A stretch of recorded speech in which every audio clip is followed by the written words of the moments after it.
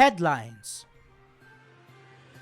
Indonesia's economy getting stronger under the ASEAN Economic Community. Villagers lose livelihood as demand for EV batteries surges. Who is the face behind Indonesia's economic boom? Economic expert to discuss Indonesia's economic condition on Sit Down, Up Close.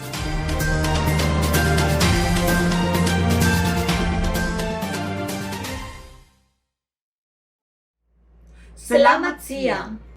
I am Justin Dela Rosa. And I'm Khrystal Diaz. Welcome to an Indosiar news parody made just for you. This is Indosaur.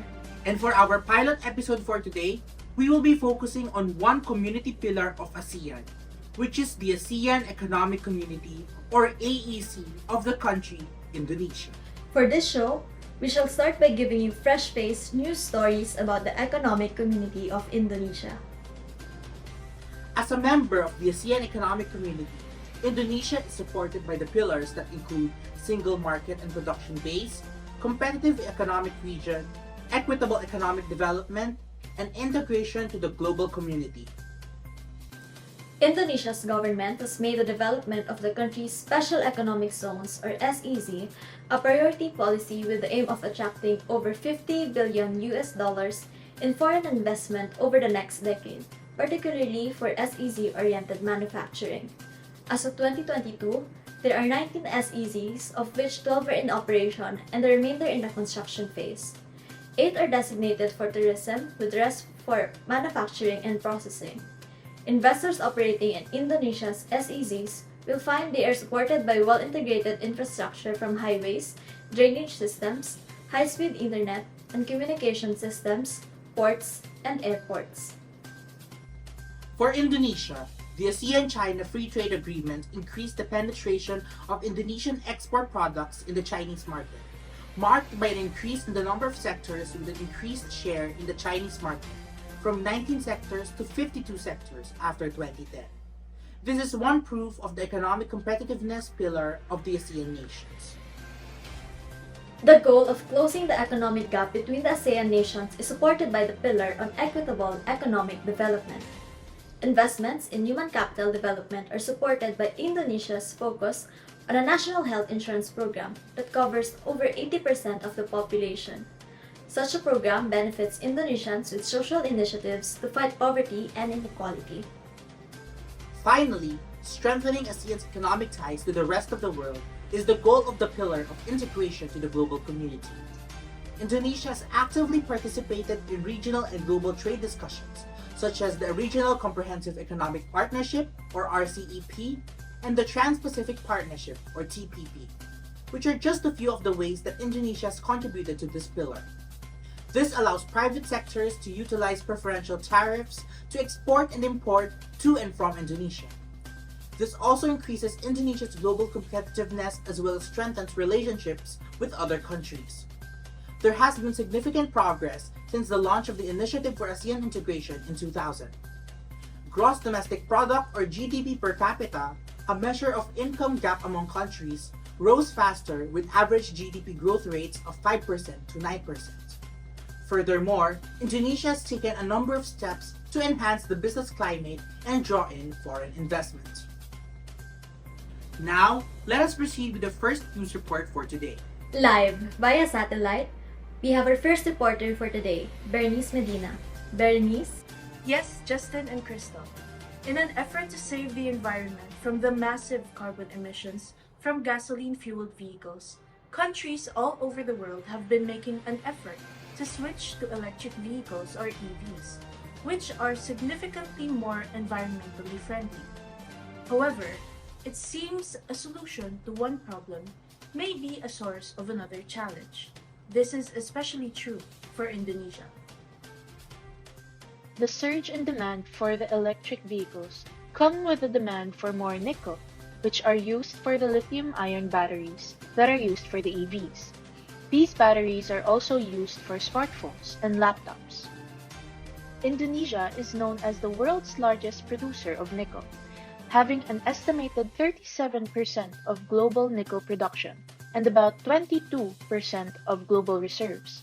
This has done wonders for the country's economy, garnering around $30 billion for processed nickel exports last year. But as much as it has done Indonesia's economy good, the locals who live near the nickel mining sites are faced with a dilemma. Consequences of the mining where they live have caused a lot of them to lose their livelihood. Many of the villagers rely on farming from trees for their income, but since some parts have been deforested for the nickel mining, families are left at a loss of where they would turn to for income. Angered and worried of what the future may hold for them if the nickel mining continues, some locals have taken matters into their own hands. The locals have even blocked miners' vehicles and sometimes taken hostages of the miners. But even with all these efforts, nickel for lithium batteries will continue to grow in demand as the era of electric vehicles slowly comes to overtake our cities. One can only hope that the voices of those who are directly hit by the consequences are heard, that the solution to the excessive emissions from gasoline-fueled vehicles to electric vehicles will not cause even more pain to the people and the environment. So this ends my report. Thank you very much, and back to you, Justin and Khrystal. Once again, thank you very much, Berenice. Now, let us proceed with our second news report for today. Live via satellite, we have our second reporter for today, John Dayag. John? Yes, Justin and Khrystal. Indonesia has been the juggernaut of economics of the Southeast Asian countries. Being in the upper echelon of economics, Indonesia stands proud with its overall status. And behind all of this is their leader, Joko Widodo. Joko Widodo, or better known as Jokowi, is the seventh and current president of Indonesia. Elected on October 20th, 2014, one major aspect of Jokowi's goals, which turned the attention of the world towards the country, is that of Indonesia's economy. He stated that one of his goals is to turn the country into the fourth largest economy in the world by 2045. But in what ways did Jokowi constantly make the Indonesian economy continue to blossom? Opening manufacturing establishments aside from the Java Island is one of the major moves of Jokowi's administration. Opening other locations for manufacturing facilities, or known as Indonesian Nentres, includes the opening of other locations not just for manufacturing, but for all foreign investments. This even proposes a new capital city for Indonesia. Moreover, one of his projects is the 5-year infrastructure plan, which cost around $150 billion. This involves improving the Indonesian landscape by providing multiple structures that benefited the whole Indonesian society. One of which is a high-speed railway from Jakarta to Bandung. Human capital development was assured for the country to be a possible main manufacturing hub of Southeast Asia. Subsequently, his plans of promoting foreign investments also helps with the economic development that Jokowi envisions. One major investment that the country received was from China, establishing a bilateral relationship. Furthermore, the 25% of the foreign investments Indonesia received came from China. Indonesia's run toward the economic powerhouse they envision has been constantly moving and showing no signs of stopping. A country that has this kind of potential needs a kind of leader which can bring out the best in it. As said by John Maxwell, a leader is one who knows the way, shows the way, and goes the way. So, this is the end of my segment report. Thank you very much. Back to you, Justin and Khrystal. Once again, thank you very much, John. Now, we are off to our special interview segment. Sit down up close. Now, let's welcome the leading economist of Indonesia, Mr. Marvin Gan, for us to get a closer look at Indonesia's economy in terms of where the country is right now and where it is heading to. Good day, Mr. Gan. Welcome to the program. Good day, Justin and Khrystal. Thank you for having me here. So, Mr. Gan, our country's economy is the largest among the Southeast Asian countries and 16th largest in the world as of 2021. Can you tell us the main driving force behind such economic development? Wonderful question, Mr. Justin. So, there are actually several driving forces as to how our economy became the 16th largest in the world as of 2021. So, number one, we have our natural resources. Our country, Indonesia, was able to leverage on the abundant natural resources such as oil, gas, coal, minerals, and agricultural products to boost the economic growth within the country. So number two, we have our manufacturing sector. So our manufacturing sector has been growing particularly in electronics, textiles, and automotive industries. With Indonesia's demographics, low labor costs, and strategic location, it paved way to the advantage for foreign investors. So number three, we have our service sectors. Our country has service sectors that account for actually 56% of our country's GDP. So this is through well-developed financial services and the tourism industry. And lastly, we have our infrastructure development. So Indonesia's infrastructure development has been funded over in the years. The creation of more ports, airports, highways, and power plants paved way for stronger connectivity, attracting more foreign investments, and stimulating economic growth. COVID-19 has greatly affected the economy not only of our country, but also the rest of the world.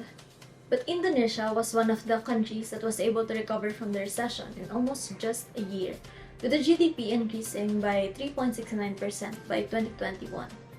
What do you think is the factor that made Indonesia stand out in terms of this economic recovery? Indeed, Miss Khrystal. Indonesia was able to recover from the recession in just 1 year, with its GDP increasing by 3.69% on year 2021. So the factors that contributed to Indonesia's economic recovery includes its strong domestic market, the government stimulus measures, and a focus on investment in our infrastructure and human capital. So additionally, our country also diversified economy and strong agriculture sectors also paved way a role in its resilience during the pandemic. Among the partnership plans Indonesia has with ASEAN in terms of economic growth, which would you suggest President Widodo should prioritize?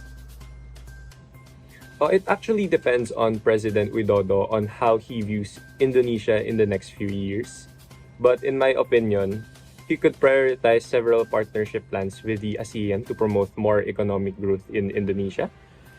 This includes the promotion of intra-regional trade, investment promotions, infrastructure developments, and tourism promotion. Ultimately, I think that the choice of which initiatives to prioritize will depend on Indonesia's own economic priorities and potential benefits and costs. Although we want to hear more about insights of the Indonesia's leading economists on our country's ever-growing economy, that's all the time we have for today. Again, thank you so much for accepting our invitation, Mr. Marvin Gan. Thank you so much, Justin and Khrystal. And that's for today's Sit Down, Up Close. So this ends our news program for today. Once again, I am Justin Dela Rosa. And I'm Khrystal Diaz. This is Indosaur. Indosaur.